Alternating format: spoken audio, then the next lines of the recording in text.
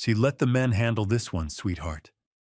Senior Chief Grant Rowe didn't bother lifting his eyes from the spotting scope when he tossed that line out. 13 elite shooters, guys with real confirmed kills from Fallujah all the way to Kandahar, had just failed an almost laughably impossible 3,600-meter shot. And now every single one of them stared at Petty Officer First Class Riley Voss like she had walked onto the wrong range entirely. They only registered a woman. They didn't see the ghost. They knew nothing about the faded compass tattoo on her wrist or the shot she'd taken in Derek Pass. So classified, it was erased from every system. They didn't know her real call sign. In less than a minute, their ignorance was going to explode everything they believed about precision shooting. The high desert air at the Naval Special Warfare Training Grounds outside Sagefield, Arizona, sat still and suffocating at 0600 hours, sun already cooking the place into a blinding furnace of light and jagged shadow. Dust devils spun lazy spirals near the target berms, and the sharp smell of gun oil and hot brass clung to the morning heat. Riley Voss stood about 30 feet behind the firing line, narrowing her eyes as she watched the latest miss. 29 years old, 5'7", lean in that quiet, unshowy way earned through real missions, not gym selfies. Her fatigues were worn exactly where field experience leaves its mark: sleeves, knees, the seat.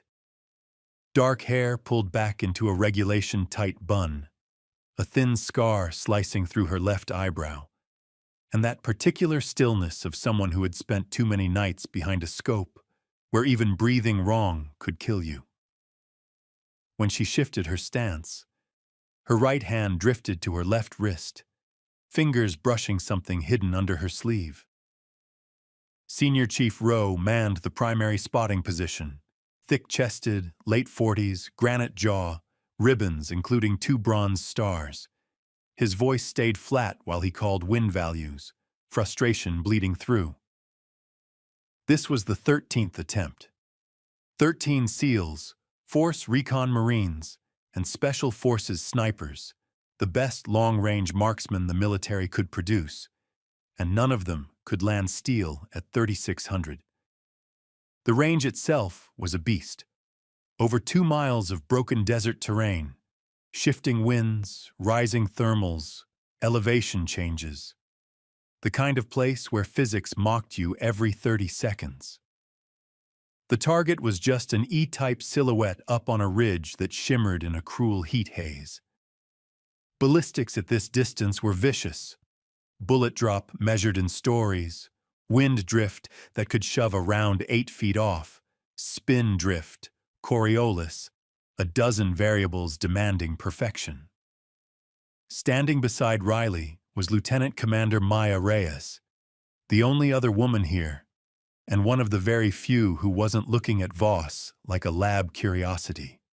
She knew talent when she saw it.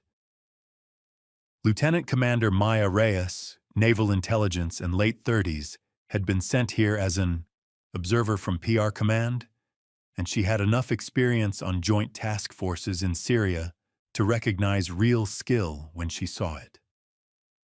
She'd noticed how Riley's fingers twitched ever so slightly with each trigger pull, like she was making the shot herself. Leaning in, Reyes spoke quietly. "You planning to just stand here watching, or are you going to show these guys how it's supposed to look?" Riley didn't respond right away. Her eyes followed the impact splash, 60 meters long, 30 meters right. Classic wind drift combined with sloppy elevation. The shooter had yanked the trigger in the second stage, letting impatience ruin everything. Finally, she replied, voice soft and precise. "They're fighting the rifle, trying to force the shot instead of letting it run its own course." Reyes lifted a brow.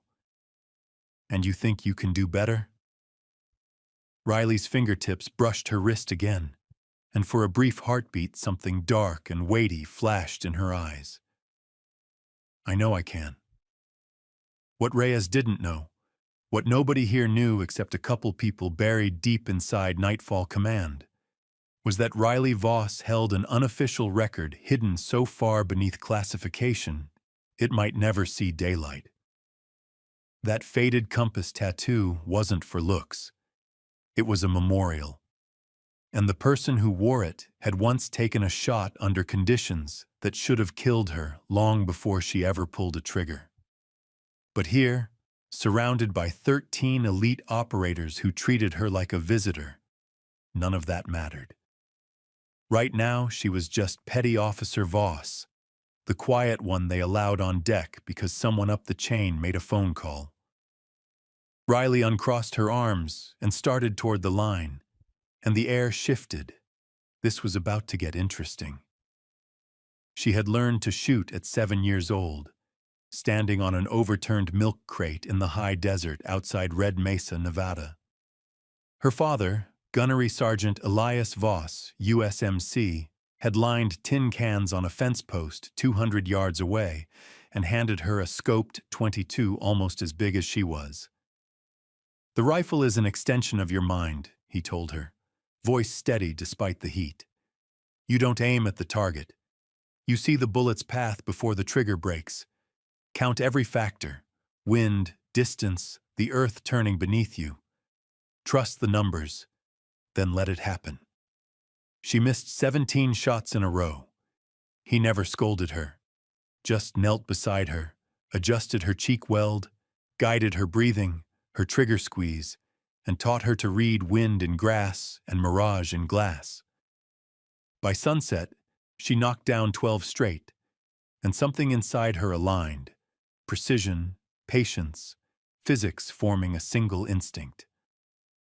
Elias Voss had been a Marine Scout sniper, 2 tours in Desert Storm, 1 in Somalia, battle-worn eyes and a face carved by everything he'd seen. He raised Riley alone after cancer took her mother when she was 4.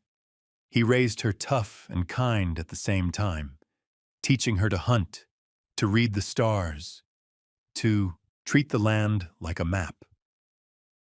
Excellence wasn't beating someone else. It was beating who you were yesterday. And when Riley turned 18, she enlisted in the Navy instead of following his Marine Corps footsteps. Despite her father's Marine legacy, the Navy offered the only real path for a woman who wanted to prove herself in combat. Riley crushed basic, then master-at-arms training, and kept signing up for every tough school she could get: close quarters battle, advanced long-range marksmanship, combat medicine. She collected qualifications the way some people collected souvenirs, driven by a need she couldn't quite name, like her father's legacy lived in her bones. Everything shifted 3 years ago in the mountains of Darak Pass, Afghanistan, spring 2020. Riley was attached to SEAL Team 3 as their designated marksman, providing overwatch for a high-value capture. It was supposed to be quick: hit the compound, grab the target, exfil before sunrise. But intel had been dead wrong. The team walked straight into a coordinated ambush. Riley's position was a ridge 1,400 meters away, paired with SEAL sniper Captain Aidan Hale. Hale was a legend: 36, 14 years in the teams. More experience than most dared count, and he treated her like a real operator when others still viewed her like a test run. He'd taught her the art beyond textbooks: ultra-long-range instinct shooting. When the ambush kicked off, Hale dropped a machine gunner at 1,600 meters, buying the assault team precious seconds. Riley was on the glass, calling wind and corrections with a calm voice that didn't match the adrenaline. They moved like a single organism, neutralizing threats, suppressing fire, keeping everyone alive. Then a sniper round smashed into Hale's chest, fired from high ground they'd missed. Blood exploded across the rocks, and Riley was already on him, hands in full trauma mode. Packing gauze, pressure, everything she'd been trained to do. But nothing slowed the bleeding. Hale locked eyes with her, terrifyingly aware. His hand clamped onto her wrist, the same wrist now marked by ink. His voice bubbling through blood as he forced the words out. Finish it. 2 o'clock. 2,200 meters. Rock shelf. And then he died in her arms, crimson soaking into Afghan dirt. Riley laid him down gently, even as the world narrowed into a tunnel of screams and radio chaos. The assault team was pinned, bodies dropping, and the enemy sniper still owned the high ground.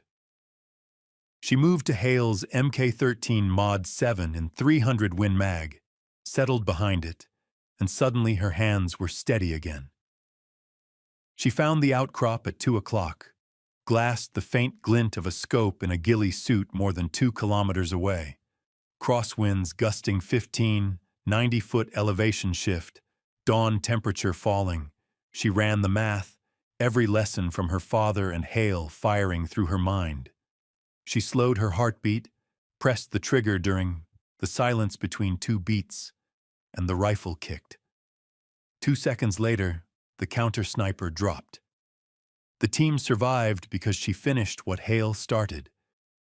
Riley carried his body down the mountain herself, refusing help though her legs and lungs were screaming. They awarded her a Bronze Star with valor, but the report was scrubbed clean. No details, no acknowledgement. Hale had been tied into intel operations buried so deep they practically didn't exist.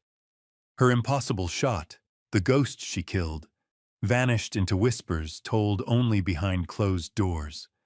6 months later, she got the compass tattoo, a tribute to Hale and his call sign, North Star. She requested instructor duty, away from black file missions, wanting to pass on what he taught her, to make sure others were ready. But ghosts don't care where the Navy sends you. She still hears Hale's last breath, still feels the weight of taking a life from a distance so unreal, it feels like memory lying to her. Every day she carries the silence in her eyes, and the way her hand finds that compass when the guilt gets heavy. Senior Chief Grant Rowe believed in standards, like other men believed in gravity. 24 years as a SEAL, Panama to Ramadi, had hardened his views on who belonged in this community and who didn't. He always insisted it wasn't personal, just reality shaped by physics and combat demands.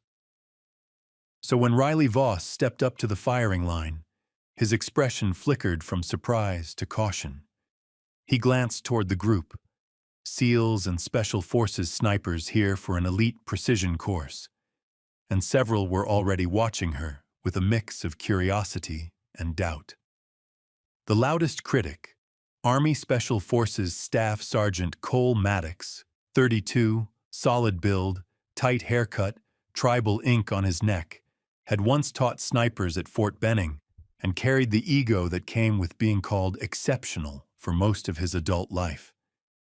He'd put 2 rounds within a meter of the target at 3,600 meters, the closest any of them had gotten. Maddox stepped forward with a tone of fake politeness. "Senior Chief, maybe there's been a mistake. This is Tier 1 level. Pretty sure Petty Officer Voss was looking for the beginner range."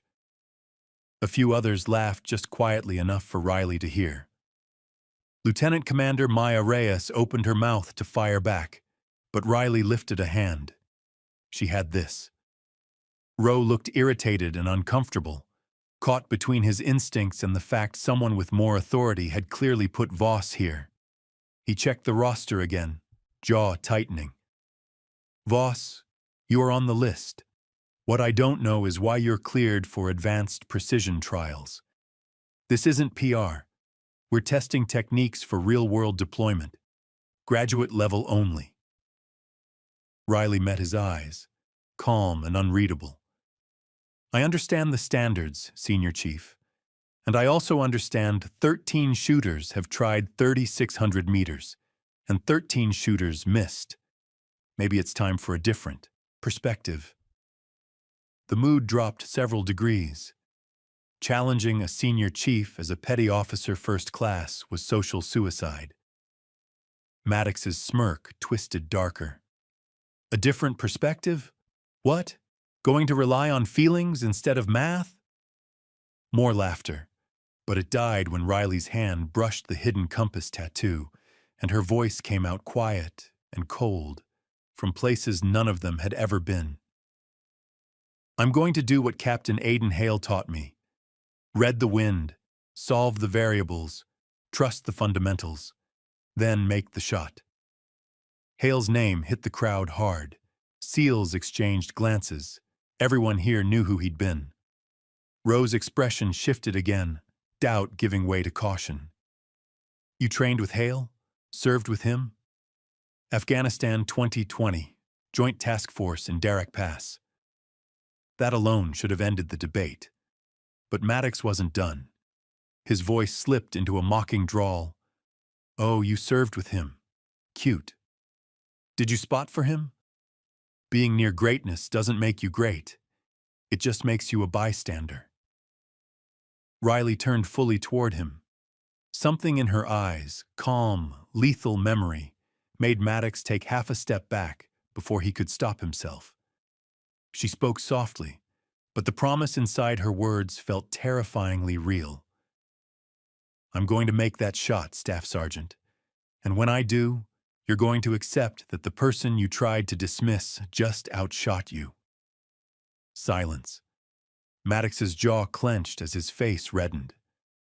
Rowe looked like he wasn't sure whether to shut the whole situation down or let it blow open. Reyes stepped up beside Riley, voice cool and official. Senior Chief Voss is here under direct orders from Captain Rowan Pierce at Nightfall Command.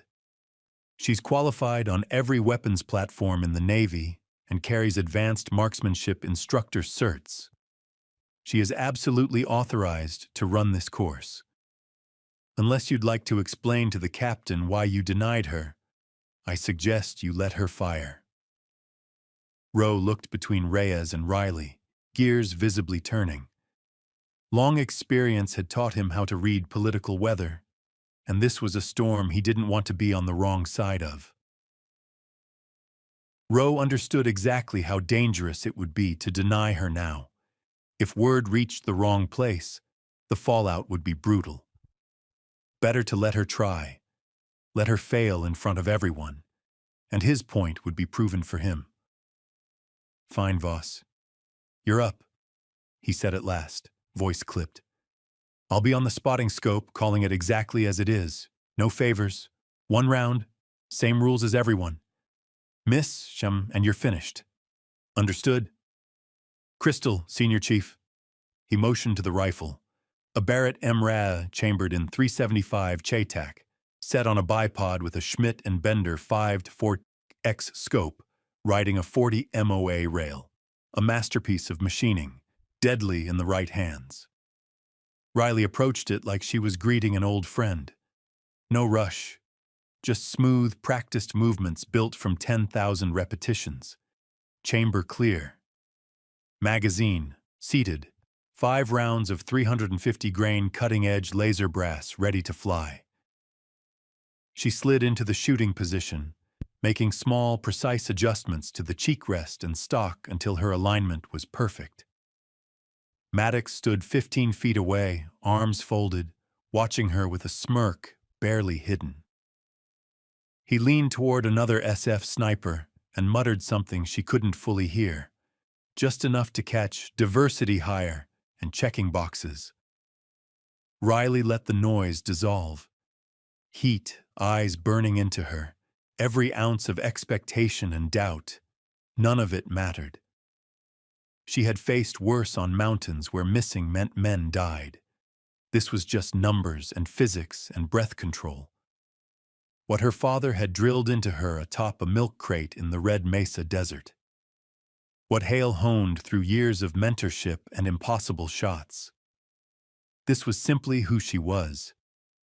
She settled behind the scope, narrowing her entire world down to a crosshair and a shimmering silhouette 3,600 meters away. Her breathing slowed. Her heart eased into a calm rhythm. and for the first time on this range, she allowed herself a tiny, private smile. Time to show them what a ghost could do.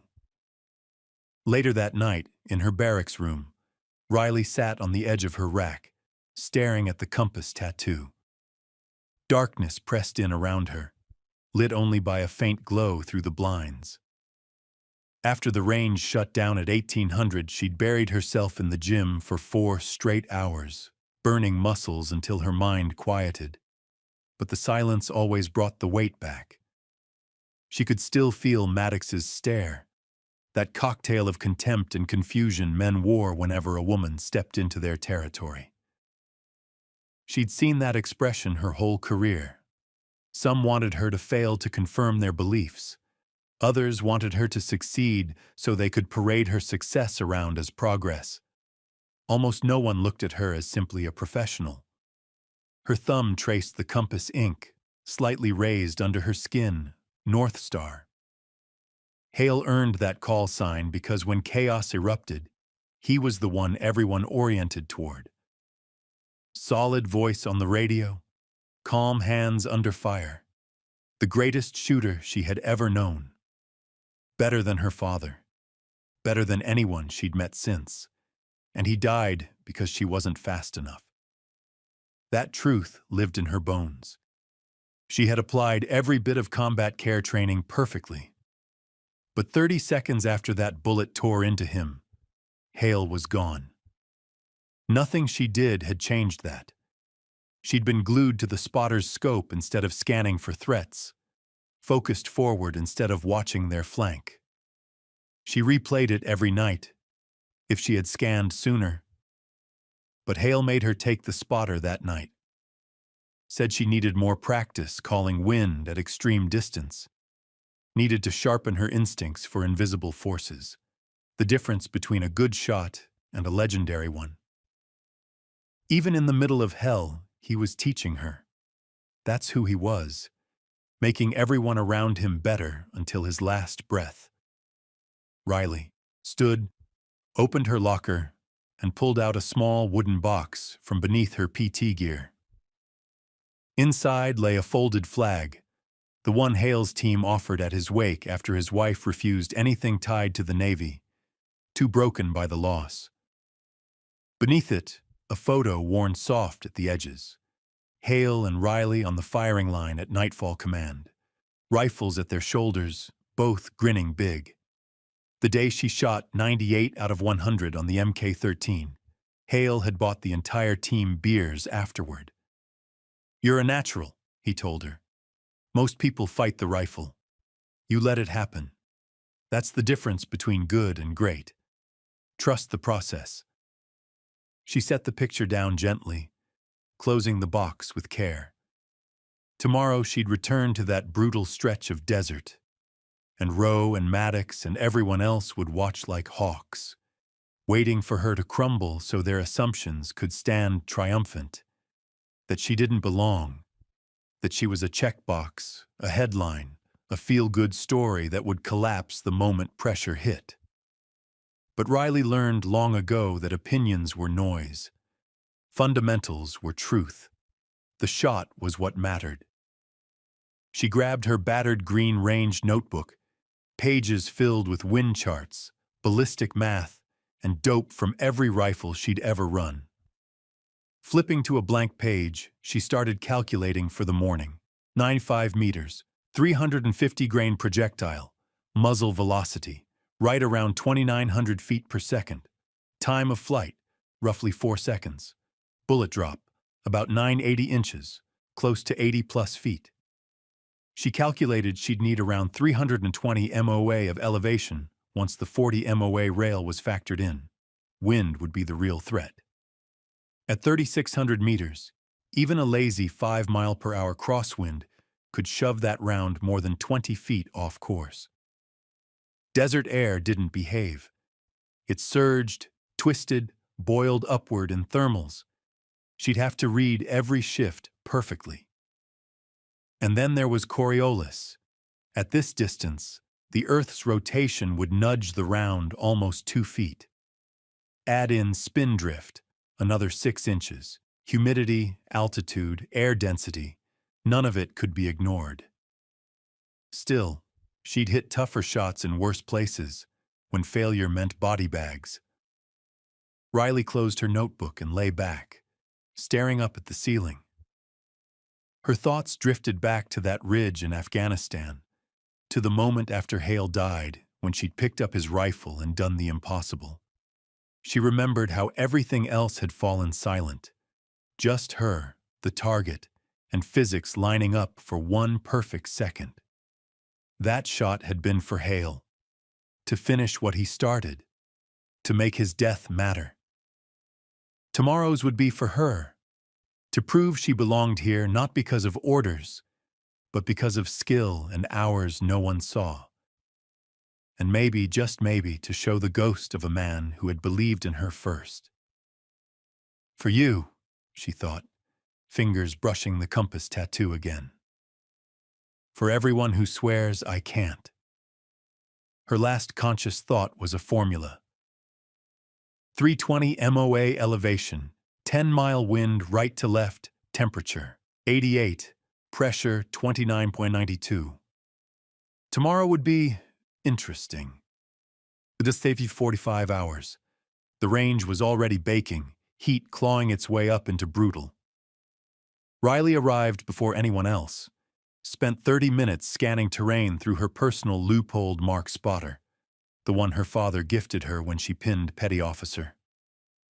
Wind was already misbehaving.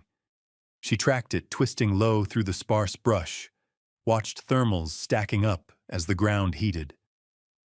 A bullet at 3,600 meters traveled not through one environment, but three, each with its own wind signature. Senior Chief Grant Rowe showed up around 06:15, coffee in hand, looking about as sleep-deprived as she felt. He spotted her behind the scope and his face steadied. "Didn't expect you this early, Voss." "Wanted fresh reads on the wind, Senior Chief. Conditions shift fast out here." He grunted, moving to the primary position and laying out gear. "Wind's gonna turn dirty by 08. Thermals will trash your clean reads." "Yes, Senior Chief." They worked in a quiet rhythm for several minutes. She could feel his sideways glances, measuring, reassessing. Finally he spoke, voice softer than yesterday. "I knew Captain Hale. Not well, but we ran a joint op in Iraq back in 08. Solid man. If he trained you, it means something." Riley looked up from the scope and met his eyes. "He was the best shooter I've ever seen, and the best teacher." Rowe nodded slowly. "Word is, you were there when he went down. Darak Pass?" "I was." "Word also says you put down the sniper who killed him. 200 meters, mountain terrain, under fire." Her jaw locked instinctively. "I can't confirm or deny classified operations, Senior Chief." A faint smile tugged at Rowe's weathered face. "Didn't think you would." He paused, taking the measure of her again. "Look, Voss, I'm old school. I've got opinions about integration, quotas, all the political noise. But I'm also a professional, and I know combat composure when I see it. You look like someone who's actually lived downrange." Another beat. "So here's your fair shot. No games. You make 3,600 meters today?" He nodded once. "You've earned your place." Riley returned the nod. "Deal." It wasn't anything close to an apology, but it was acknowledgement. And coming from a man like Senior Chief Rowe, that meant something. "Deal, Senior Chief." By 06:30, the rest of the shooters were rolling in. Maddox appeared with 2 SF buddies, all fresh-faced and smug, bragging about new Barrett fielding programs. He spotted Riley at the spotting scope and smirked. "She's still here? Thought yesterday was a one-off." His friend, tall, lanky, Carolina drawl, chuckled. "Maybe she thinks skill rubs off if she hangs around long enough." Reyes arrived just in time to hear the comment, jaw tightening, but Riley raised a hand again. Don't bother. Rowe called everyone to the briefing area. 15 shooters total, plus observers and support staff. He laid out the plan. More attempts at 3,600 meters with focus on environmental corrections and refined technique. 2 attempts each. Ammo wasn't cheap. Then he dropped the bomb. Voss shoots first. Eyebrows lifted all around. Maddox immediately raised his hand, voice sugary fake. With respect, shouldn't the top shooters go before? Because I said so, Staff Sergeant. Rowe cut him off, tone sharp enough to slice steel. If you have a complaint, take it to Captain Pierce. Otherwise, she goes first. Maddox clenched his jaw but shut up. Reyes gave Riley a discreet nod. Be careful, his pride's bleeding. Riley headed straight for the same Barrett M. Rad from yesterday. Already zeroed, already waiting. She checked the action, cycled the bolt, verified the scope mounts. Everything rock solid. A tool like this demanded respect. She slid into position, aligning herself with careful precision, breath slowing. Behind her, Rowe mounted the spotting scope, professional and focused. Wind from the west at 8, gusting 10. Temperature 29.88.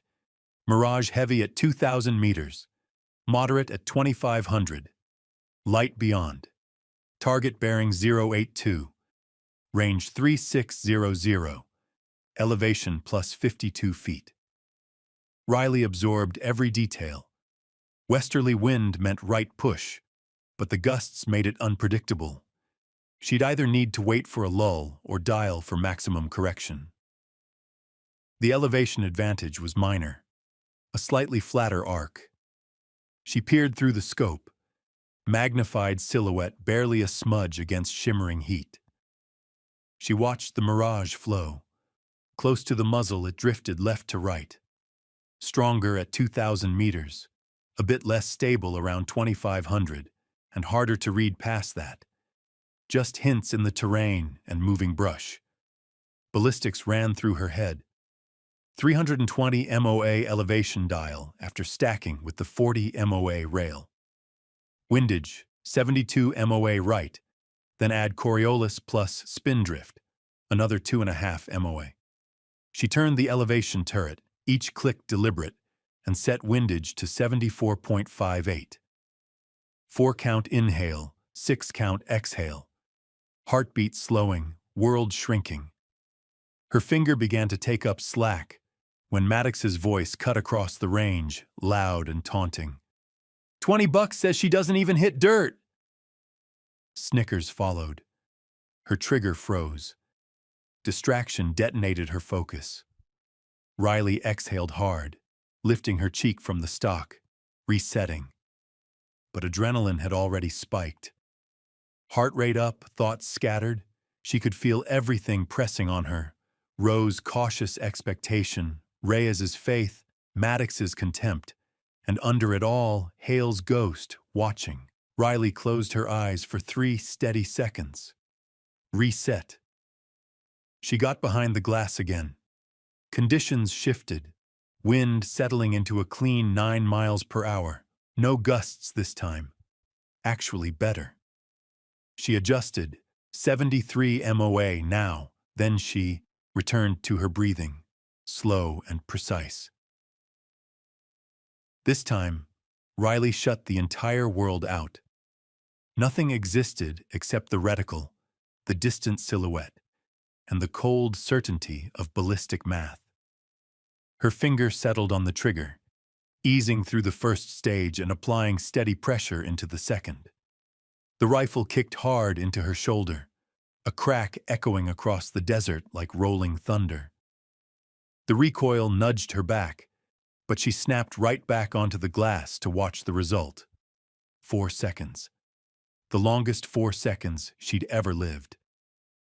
She tracked the shimmer of mirage, waiting for splash. Then the target jerked violently. Direct hit. Center mass, clean and undeniable. Even from 3,600 meters away, the impact was visible. The entire range fell into stunned silence. Rowe's voice broke through finally, disbelief buried under professionalism. Impact. Center mass. Confirmed hit. Someone behind her breathed, "Holy shit," like they had just witnessed a miracle. Riley cleared the rifle, made it safe, and stood, legs feeling strangely weightless. She faced the crowd. Shock, respect, amazement, and in Maddox's eyes, fear. Reyes wore a grin she couldn't hide. Rowe looked like the world had tilted under his boots. Maddox's jaw hung open, color drained from his face. Riley met his stare and said calmly, "Looks like you owe someone $20, Staff Sergeant." The aftershock of her shot rolled across the firing line. 15 full seconds where nobody said a word. They all stared at the steel downrange, the digital board flashing a confirmed impact, and the quiet woman who had just succeeded where 13 elite warfighters had failed. Rowe finally moved. He stepped away from the spotting scope and walked toward her, each step deliberate, expression unreadable. Then he offered his hand. "Hell of a shot, Petty Officer. Absolutely textbook." Riley shook his hand. Steady. "Thank you, Senior Chief." "Where'd you learn to read wind like that? That's not something they teach in any standard course." "Captain Aiden Hale, Senior Chief," she replied. "He taught me to see what the mirage is actually saying, not what I want it to say." Rowe nodded once, and every trace of doubt on his face disappeared into respect. "I owe you an apology. I made assumptions that don't matter. Competence does. And you just put yours on display." Before Riley could speak, Maddox blurted out, desperate, "No way! That had to be! No way!" Reyes cut in, voice sharp as a blade. "Staff Sergeant, choose your next sentence carefully. We all just watched her hit what you and a dozen others couldn't. Unless you have proof of cheating, I recommend closing your mouth and learning something." Maddox's face turned a deep red. He searched for backup and found none, not even from his own teammates. "One shot doesn't prove anything," he muttered. "Anyone can get lucky. Do it again." Rowe's voice dropped to winter, cold. "You want her to do it again? Fine. Voss, you've got 1 round left in that magazine. Make it count." Riley met Rowe's gaze, reading the challenge. Not hostile, but honest. He wanted to know if she was a fluke or the real thing. She gave a simple nod and stepped back to the rifle. This time she didn't need prep. She already knew the conditions. She already understood the rifle. Now it was just execution. New wind values, new mirage patterns, those invisible variables that separate legends from missed shots. Riley settled back into the rifle, recalculated, dialed one minor windage adjustment. The breeze had eased to a steady 7 miles per hour. Controlled breathing. Find the quiet spot between beats. Press the trigger. The rifle barked again, sharp and violent, and 4 long seconds later, another hit. Rowe confirmed, voice carrying a note of stunned respect. Center mass, second confirmed strike. The silence shattered. One SEAL started clapping, slow at first, then faster. Others joined in. Even a couple of Maddox's teammates nodded like they couldn't deny what they'd just witnessed. 2 consecutive hits at 3,600 meters wasn't luck. That was mastery. Pure, undeniable, world-class precision. Riley cleared the Barrett, stood, and her hand drifted instinctively to her wrist, brushing the compass tattoo. A tiny, private smile appeared, gone as soon as it came. That's when a Navy commander she didn't recognize emerged from the parking lot. Tall, late 40s, aviators, command ball cap. He carried himself like someone who answered straight to admirals. "Senior Chief Rowe," he said. Rowe instantly straightened. "Yes, sir." They stepped aside, talking quietly. Riley watched Rowe's body language shift, from neutral to surprised to almost uneasy. Then the commander approached her. "Petty Officer Voss, Commander Victor Alden, Development Group Liaison. Need a word?" Riley's stomach dipped. DevGru SEAL Team 6. That meant someone had pulled her classified file. Alden motioned her away from the others. When they were alone, he spoke low. "I'll be blunt. Senior Chief just watched you make 2 back-to-back extreme-range hits. Statistically, that's not something we expect from conventional Navy personnel." He gave her a look that said he already knew the truth. "So I made a call, reviewed your record, saw Derek pass, the 2,200-meter engagement, the Bronze Star with Valor." He paused, respectful. "I'm not going to expose sensitive history to the crowd. That would violate security and your privacy. But I will brief Senior Chief Rowe enough to stop any more doubt about why you're here. That work for you?" Some of the tension melted from her muscles. He wasn't here to put her on display, just to shut down the noise. "Yes, sir. Thank you." Alden nodded. "You earned this, Voss. Don't let anyone tell you different." He returned to Rowe, a short exchange, and then he was gone. Rowe came back with a new presence, respectful, even protective. "Listen up," he called. "You just witnessed Petty Officer Voss land 2 precision shots that beat everything we expected out here. I've been briefed on some of her operational history, none of which I'm authorized to discuss. What I can tell you is she has real-world experience and has been trained by one of the best snipers our community ever produced. From now on, she isn't just another student. She's a resource. Anyone who wants to learn how to hit what she just hit will treat her with the respect her skill demands. Clear?" A unified, "Yes, Senior Chief," echoed back. Maddox stood frozen, emotions crashing through him. Anger, humiliation, disbelief. Finally, he stepped forward, stopping 3 feet from Riley. For a long moment, he just stared, ego stripped bare. When he finally spoke, his voice was low and honest. "I was wrong about you, Petty Officer. About everything. That was the most impressive shooting I've ever seen. I'm sorry." Maddox's voice was stripped of swagger, and Riley saw he meant it. She gave him a small nod. "Apology accepted, Staff Sergeant. We're all here to learn."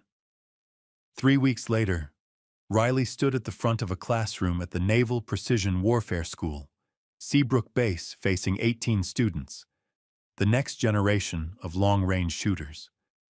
Somehow, everyone started calling it the Voss Course now. She tried to shut that down, but the name stuck. Senior Chief Rowe sat in the back, not as a student but as an observer. He had personally requested to audit her instruction, and over these weeks, their professional respect had grown into a solid working relationship.